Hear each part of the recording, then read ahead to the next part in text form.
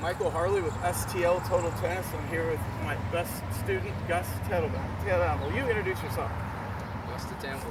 Okay, so he's the #1 junior in boys all throughout St. Louis. I believe he's the best tennis player to walk around in the city of St. Louis, including all college players.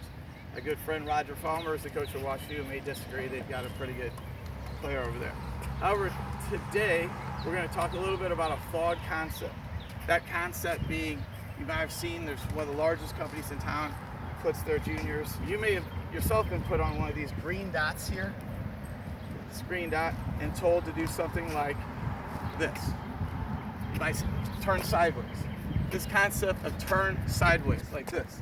We'll have Gus try to do it here. He's a little bit more agile than I.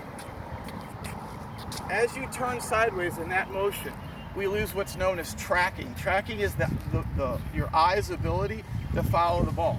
If you were to jump sideways like this and your head moves violently in this direction, you're not going to be able to see the ball come into your hand. In today's game, we don't hit the ball to the side of us, and we don't ever want to automatically turn sideways. So once again, from this position, in the sideways position, show me where you would be forced to hit the ball. Right, he would be forced to hit the ball about here where his belly button is, and as you see, he'd have to eventually swing around this foot. So, which is kind of awkward. Now, that is what the dot would tell you to do. Now, how do you stand normally, guys? Good. And you start from your ready position. You can look at me for a second. We do something like this. That's right. We start like here, and then show me what you would do watching the ball into your hand. Good. Now show me where you hit the ball at. Right here. So this ball is way, as you can see, out in front of him, where he can now look at himself hitting the ball and see the ball come into this area.